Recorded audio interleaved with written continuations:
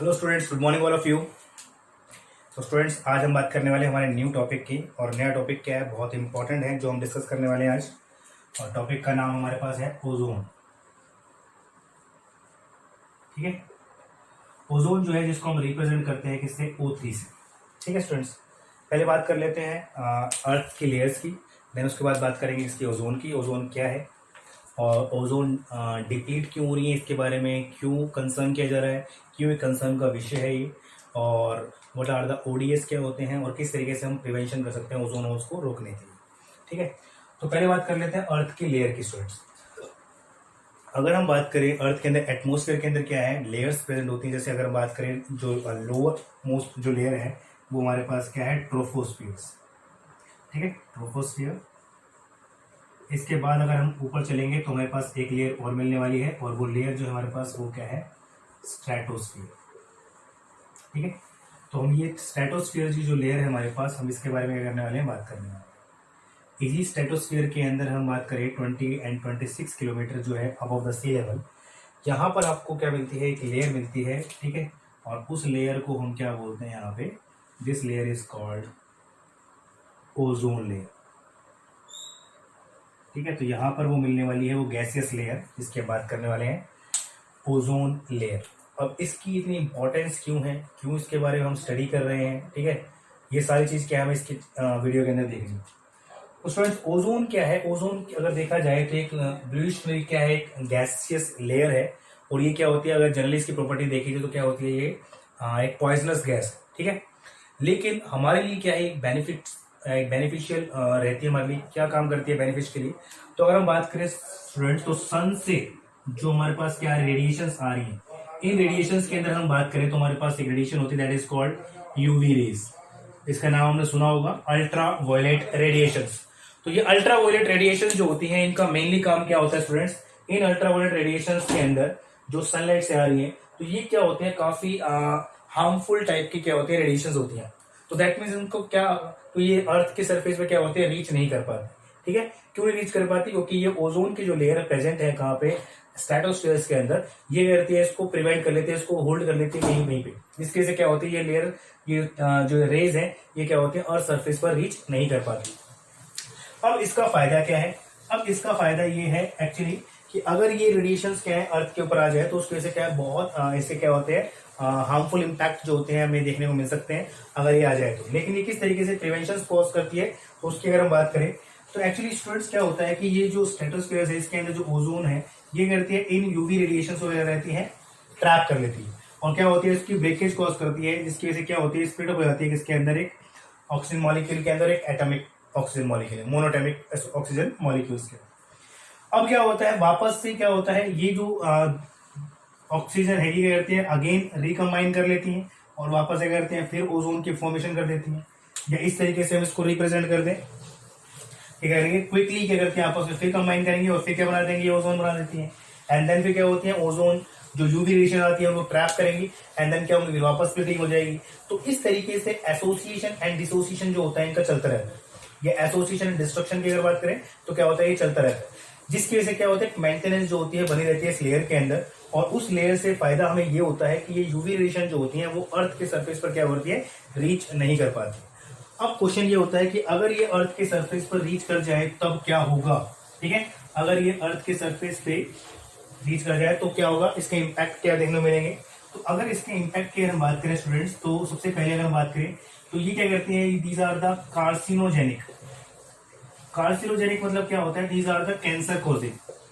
ठीक है, तो कैंसर कॉजिंग है, और कैंसर कॉजिंग है तो दैट मीन्स अगर सबसे पहले अगर बात करें ह्यूमन बींग्स के अंदर क्या करते हैं, ये स्किन कैंसर कॉज करते हैं। ठीक है, अगर ये रीच कर गई तो क्या करेंगे, स्किन कैंसर कॉज करते हैं।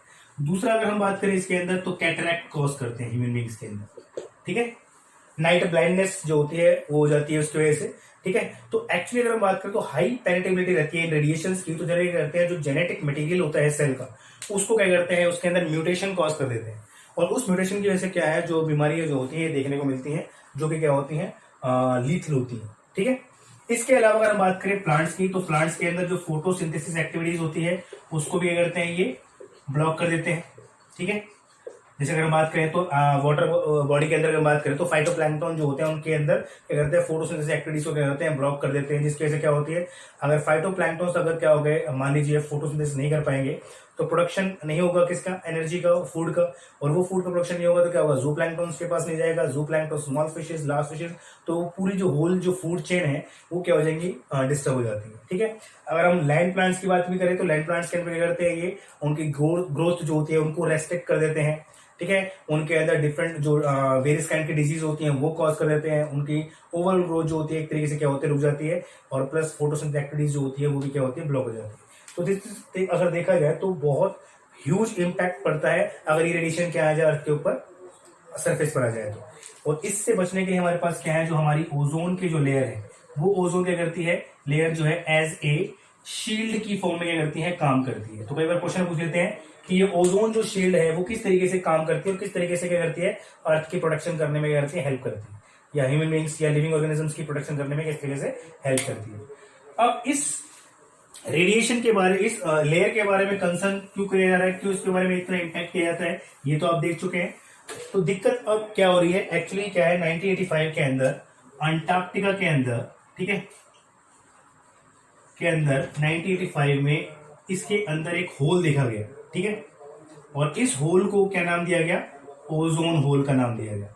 ठीक है, अब ओजोन होल क्या है, ओजोन होल एक्चुअली क्या है कि एक्चुअली कुछ सब्सटेंसेस होते हैं जिन सब्सटेंसेस को हम क्या बोलते हैं, ODS, that means ozone depleting substances, मतलब ऐसे सब्सटेंस जो ओजोन को डिप्लीट करने में करते हैं हेल्प या कंट्रीब्यूशन देते हैं। और इनके अंदर सबसे पहला नाम जो आता है वो किसका आता है, क्लोरोफ्लोरोकार्बन। इसके अलावा अगर बात करें CH4 भी है।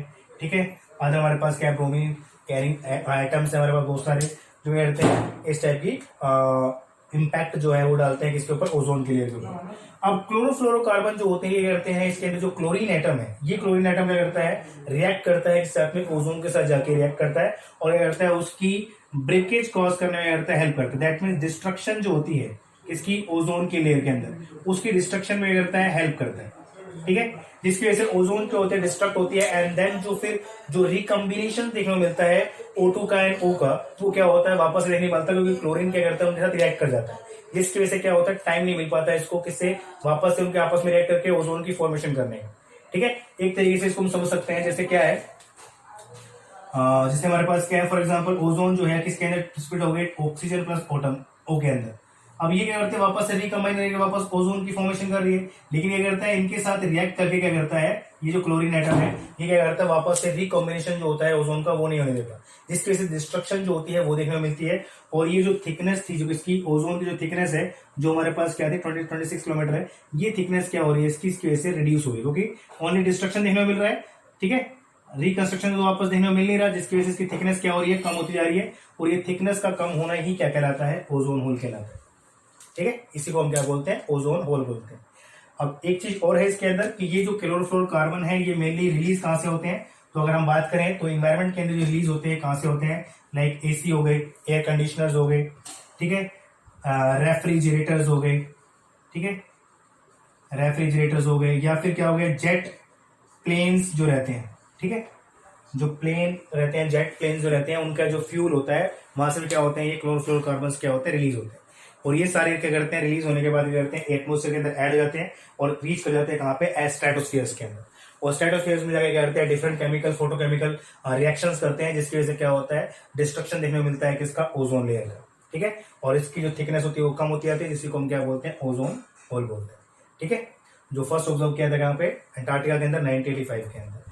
ठीक है स्टूडेंट्स, तो ये बहुत इंपॉर्टेंट शील्ड है हमारे अर्थ के अंदर, जो हम करती है, हेल्प करती है ताकि यूवी रेडिएशन क्या है सरफेस पर ना आए, और इससे क्या है, सारे क्या ह्यूमन बींग्स बचे रहे, ये लिविंग ऑर्गेनिजम्स बचे रहे। ठीक है, तो इसके लिए क्या है, इसके बारे में कंसर्न करना क्या है, जरूरी है। ये सबसे क्वेश्चन आते हैं तो आप समझ गए होंगे कि किस तरीके से क्या क्या हो रहा है। ठीक है, ओजोन होल क्या है, ओजोन क्या है, कैसे डिस्ट्रक्शन होता है, कैसे कंस्ट्रक्शन होता है, कहाँ पर प्रेजेंट होती है, क्या इम्पैक्ट देखने को मिलता है इसका। ठीक है, इसके नेगेटिव इफेक्ट्स कौन कौन से होते हैं, प्रिवेंशन कैसे कर सकते हैं। प्रिवेंशन हमारे पास तरीका क्या है कि आप इसके अल्टरनेटिव ऑप्शंस जो है वो तलाशें। अगर उसके अल्टरनेटिव ऑप्शंस तलाशे जाएंगे तो उससे क्या होगा, ये गैसेज जो होंगी एमिट आउट नहीं होगी इसके अंदर, एटमोस्फेयर के अंदर, और जब ये रिलीज नहीं होंगे तो उससे क्या होगा, तो जो ओजोन की थिकनेस हो गया होगी कम नहीं होगी। तो इस पर क्या लगाया, बैन लगाया जाए, ताकि ये चीज़ें क्या है